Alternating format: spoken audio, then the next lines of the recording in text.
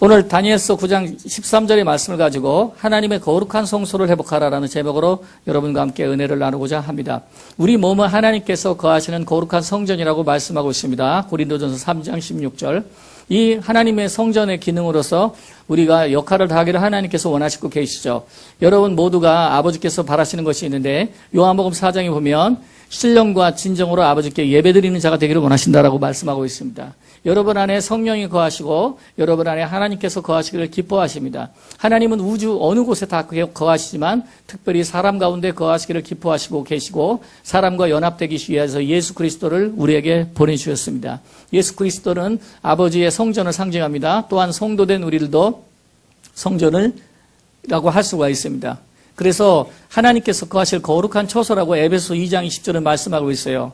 너희는 사도들과 선지자들의 터 위에 세우심을 입은 자라. 그리스도 예수께서 친히 모퉁이 돌이 되시느니라. 건물마다 서로 연결하여 주 안에서 성전이 되어가고 하나님께서 거하실 거룩한 처소가 되게 해서 함께 지어져 간다고 얘기하고 있습니다. 하나님은 우리가 거룩한 성소가 되기를 분명히 원하시고 계십니다. 여러분들이 성전이고 여러분 안에 하나님의 거룩한 영이 거해야 됩니다. 그런데 이것을 제일 싫어하는 존재가 있는데 그게 마귀라는 존재입니다. 마귀도 또한 사람 속에 거하기를 굉장히 좋아한답니다. 그래서 이 사람의 몸에 들어와서 온갖 도적질하고 죽이고 죄를 짓고 음란하고 살인하고 간음하며 미워하며 온갖 갈등을 일으켜서 사람으로 하여금 도적질하는 일을 하고 있는 게 그게 원수 마귀입니다. 마귀가 들어오면은 어떤 일을 행하게 되면 하나님의 성전으로서 기능을 잃어버리게 만듭니다. 성소가 황폐해지고 또 성소의 기능들이 다 사라지게 됩니다.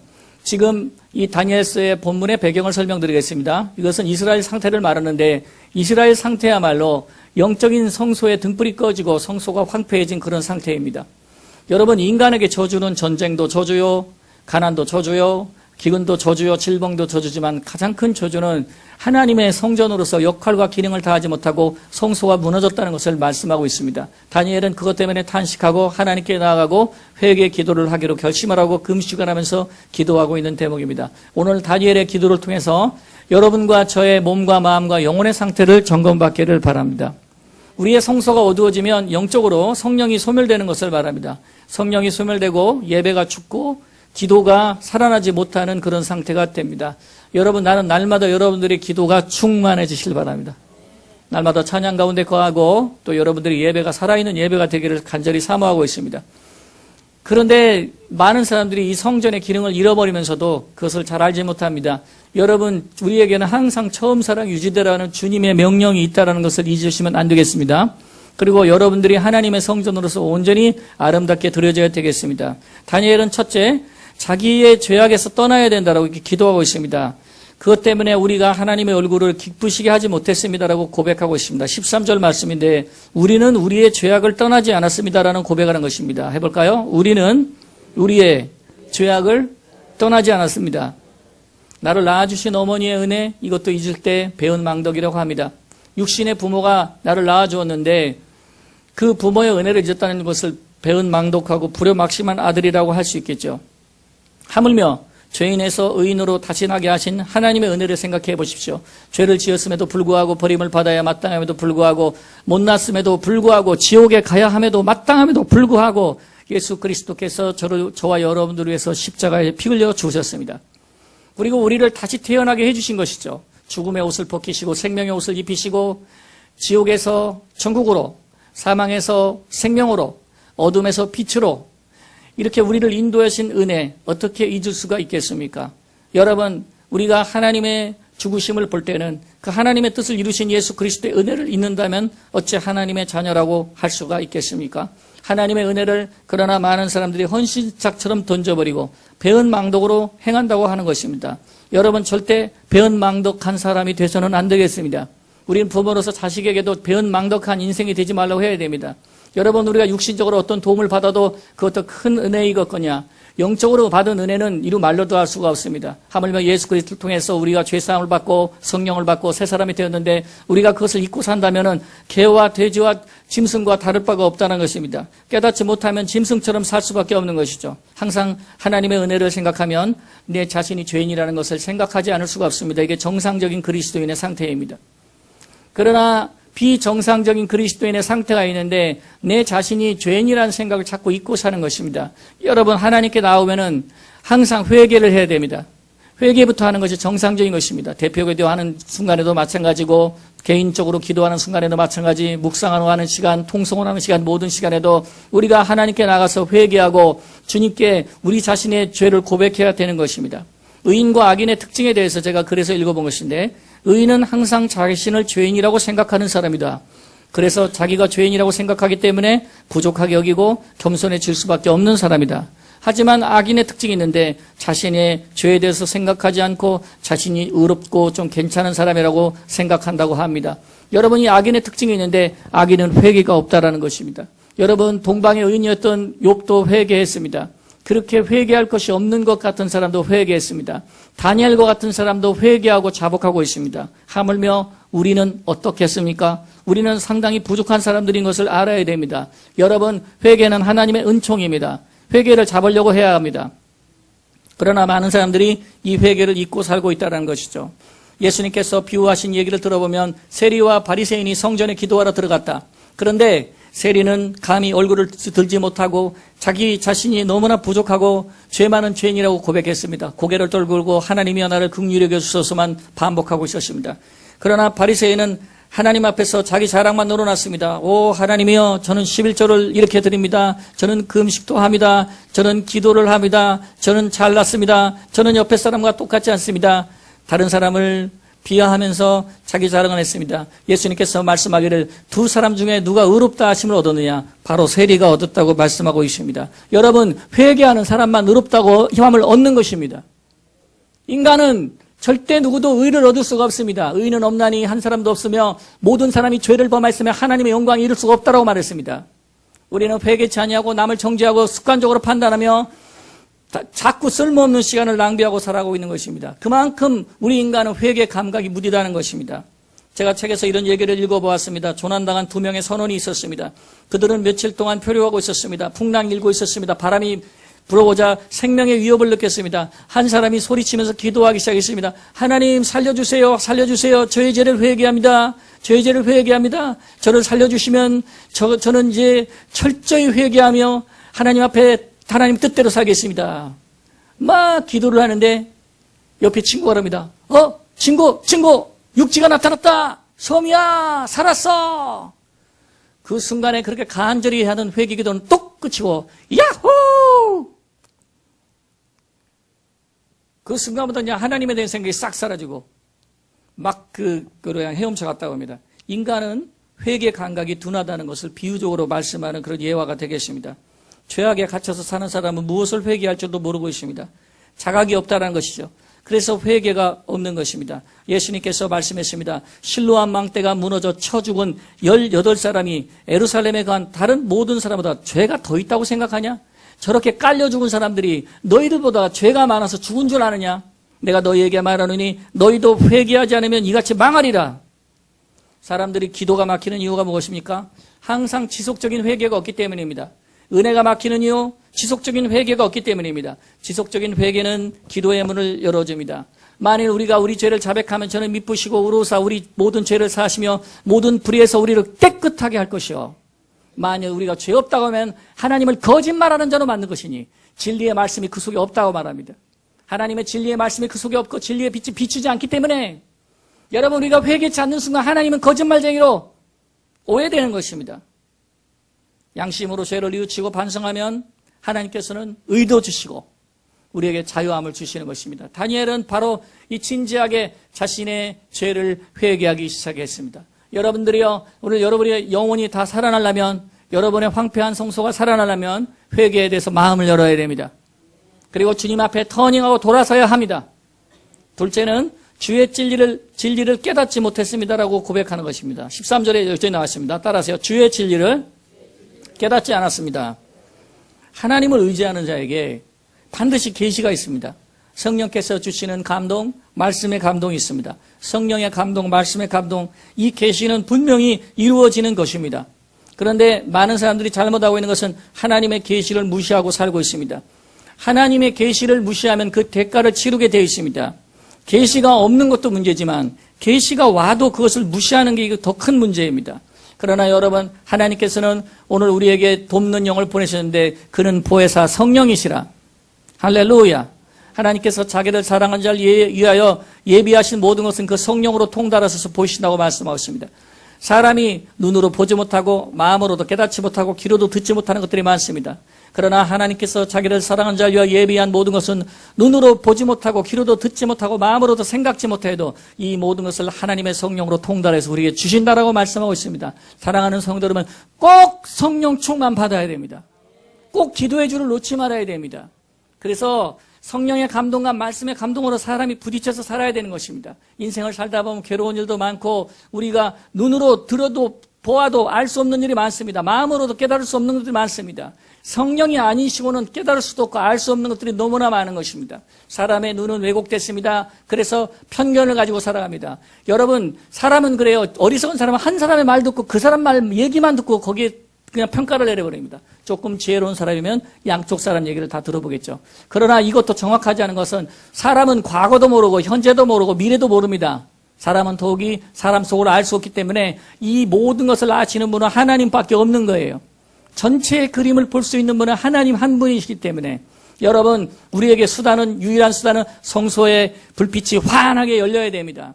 성소가 어두컴컴해지고 성소가 황폐해진 것을 환하게 열어야 됩니다. 여러분 마음속에 예수 그리스도의 영이 충만하고 신령과 진정의 영이 충만하고 하나님의 성령이 그 안에 계시고 여러분 마음의 성령의 감각이 살아나야 됩니다. 하나님의 깊은 것과 하나님의 통달한 것이 여러분에게 임하게 될 때 어둠의 세력은 저 멀리 구말리 영천으로 떠나가고 여러분 하나님께서 여러분 삶 속에 개입하게 될 것입니다.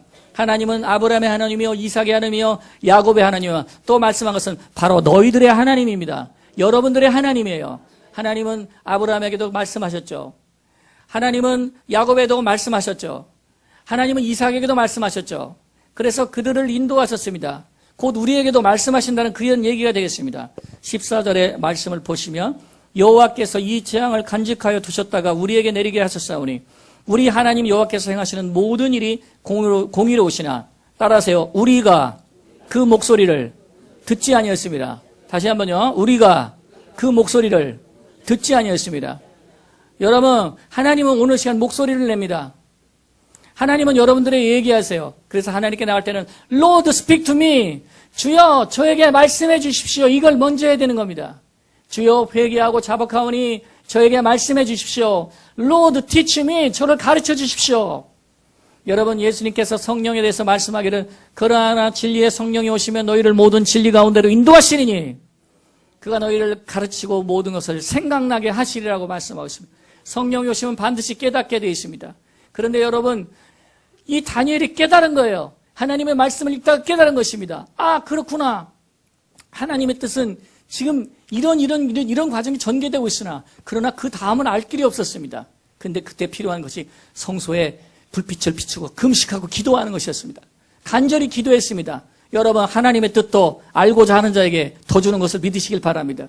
그렇습니다. 여러분 그냥 계시가 주어진다고 해서 그냥 단반에 무슨 점괘 임하듯이 그냥 팍 임하는 줄 생각하면 그건 오산입니다. 여러분 계시도 단계가 있습니다. 그때마다 여러분 사람은 하나님 앞에 엎드려 회개하고 자복하며 주님의 성령을 간구해야 됩니다. 성령이 오셔야 됩니다. 성령이 말씀하셔야 저와 여러분들의 영혼이 살아나는 역사가 있다는 것을 믿는 자가 되기를 주의 이름으로 축원합니다. 세 번째, 주의 빛을 구하는 것입니다.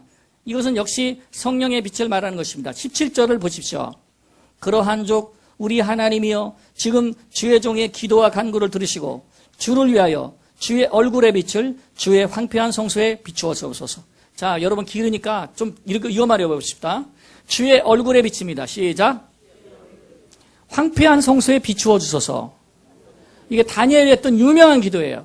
주의 얼굴의 빛을 황폐한 성소에 비추어 주소서. 시작. 주의 얼굴의 빛을 황폐한 성소에 비추어 주시옵소서. 네, 주의 얼굴의 빛을 주의 황폐한 성소에 비추어 주소서. 얼굴의 빛은 환하죠. 근데 주님의 황폐한 성소라고 합니다. 어떻게 주님의 성전이 이렇게 엉망이 되십니까? 여러분 이것은 지금 이스라엘의 상태를 말합니다. 영적으로 곤고한 상태를 말합니다. 성령의 역사가 없는 상태를 말합니다. 성령의 도움이 없는 상태를 말합니다. 성령이 말씀하시는 목소리를 듣지 못하는 신자의 상태를 말하는 것입니다. 사랑하는 성도 여러분, 이 말씀이 들리거든 모두가 아멘으로 받으시어 변화받기를 주의 이름으로 축원합니다. 여러분, 내가 아무리 신령한 체험을 했어도 그걸로 부족합니다. 또 기도해야 더 깨달음이 있는 것입니다. 왜 그렇게 진행하다가 그 단계에서 멈췄습니까? 여러분, 성령을 그냥 받되 그냥 어설프게 받아서 그래요. 수박 겉핥기식으로 받아서 그래요. 여러분, 확실하게 받으시길 바랍니다. 확실하게 충만하세요. 그러므로 어리석은 자가 되지 말고 주의 뜻이 무엇인지 이해하라. 오직 성령의 충만함을 받으라고 성경에 말씀하고 있습니다. 예언을 멸시치 말고 성령을 소멸치 말라고 합니다. 그런데 여러분, 성령이 소멸된 사람에게 어떻게 하나님의 목소리가 들을 수가 있겠습니까? 성령이 소멸된 사람에게는 여러분, 말씀을 읽어도 그냥 금속적인 말씀에 불과합니다. 이거 글씨예요, 그냥. 글씨입니다. 딱딱한 그냥 교리밖에 될 수밖에 없는 거예요. 여러분, 반드시 성령의 감동을 되찾아야 됩니다. 주의 얼굴에 빛을 비추셔서 황폐한 성소에 빛을 비춰달라고 기도해야 됩니다. 우리도 배워봐야 되지 않겠습니까? 다니엘의 기도를 배워봐야 되지 않겠습니까?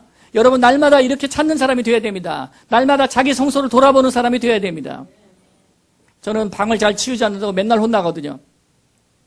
방을 안 쳐도 사람이 이렇게 빈잔을 많이 듣는데, 여러분, 하나님의 성전이 어떨까요? 귀하신 하나님의 영이 우리 여기 있었는데 너무나 누추해서 모실 수가 없는 것입니다. 너무나 그 안이 더럽고 그를 환영하지도 않고 누추해서 모실 수가 없는 거예요.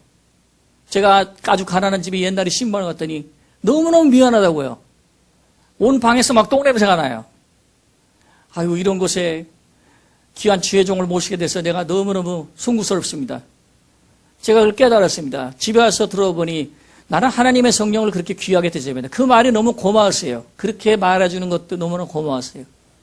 정말 고맙다. 그 말이 자체가 너무 감동됐습니다. 하지만 여러분, 우리의 습관을 우리는 잘 생각해 봐야 됩니다. 항상 습관이 나를 지배하기 때문입니다. 습관이라는 것은 바꾸기가 매우 힘듭니다. 사고방식 바꾸기 힘듭니다. 말을 바꾸기가 힘듭니다. 그래서 저와 여러분들이 힘든 겁니다. 여러분, 예수 믿고 구원받았습니까? 근데 왜 생각과 말은 바뀌지 않는 겁니까? 타락한 인간에게 내린 저주는 육신의 질병뿐이 아닙니다. 이 생각이 썩었다는 거예요. 말이 썩었다는 거예요. 그리고 분별하지 못합니다. 한쪽 면만 보고 있기 때문입니다. 여러분, 성령의 빛을 받아야 모든 것이 환하게 보이는 거예요. 어두컴컴한 처소로 생각해 보십시오. 아무것도 보이지 않습니다. 그러나 라이트를 켜보면 그때부터 보이기 시작하는 이게 분별이라는 거예요. 그래서 하나님이여, 주의 얼굴의 빛을 비춰주시옵소서. 그게 보여야 됩니다. 분별해야 됩니다. 말씀과 성령의 감동이 우리에게 주어져야 됩니다. 이 성령을 사모하는 자에게 하나님께서 주시는 것이 말씀과 성령의 빛이요. 그 감동이 계속 주어질 때 여러분, 기쁨은 끊임없이 솟아나게 될 것입니다. 가족 중에 혹시 불행을 일으키는 씨앗이 되는 사람이 있을 수 있어요. 나는 교회에서 좀 기쁜데 가면은 그 사람 때문에 계속 나는 좋지 않습니다라는 사람이 있습니다. 그러나 여러분, 끝까지 결심해야 됩니다. 나는 성령의 빛이 될 거야. 가족 중에 누가 있어요? 왼수가 있잖아요. 그럴 수 있습니다. 이게 구조적인 큰 어려움인데, 불행의 바이러스가 꽉 쪄든 사람이 있습니다. 어떤 공동체도 그런 사람들이 있어요. 그러나 나는 한 가지를 생각하고 있습니다. 난 괜찮아. 나는 성령의 행복 바이러스가 충만하다. 그 가운데서도. 여러분, 내 안에는 행복의 근원이 있습니다. 예수 그리스도의 영입니다. 기쁨의 영이 내 안에 있어요. 할렐루야. 아멘. 나는 매일매일 하나님 앞에서 충만하고 항상 기뻐하고 행복한 사람이 되기로 결심했다. 이렇게 나는 기쁨으로 성령을 기다립니다. 침체되고 성소고 황폐된 사람에게 성령의 역사가 일어날 수가 없습니다. 제가 처음 예수 믿고 주일학교 교사가 되었을 때가 19살 때입니다. 그때 3명의 아이들을 맡게 됐습니다. 3명의 아이들도 노방전도에서 건져온 애들이라 걔네들도 아무것도 몰라요. 제가 근데 교회 나온 지 한두 달밖에 안 됐습니다. 전도사님이 갑자기 공과를 하라는 거예요. 아니, 창세기가 어디 붙었는지도 알지 못하는 사람에게 공과를 하라니 그게 어떻게 된 일입니까? 그래가지고 뭐 할 수가 없어서 공과책을 읽어주기로 했어요. 선생님이, 얘들아, 선생님이 성경을 잘 모르니까 공과책 읽어줄게. 근데 뭐 이제 애들이 다행히 모태신앙이 하나도 없어요. 다 초보자들이라. 네. 그래서 공과를 또박또박 읽는데 한 2, 3분쯤 읽는데 성령이 내 머리에 임하는 걸 느꼈어요.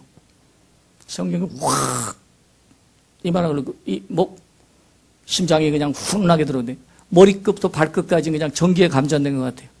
아, 이게 성령의 역사구나. 제가 처음 체험해 온 겁니다. 그래서 내가 깜짝 놀랐어요. 나 같은 사람도 하나님의 말씀하려니 성령이 부어주시네. 그리고 집에 돌아와서 가만히 앉았는데 갑자기 혀가 돌아가요.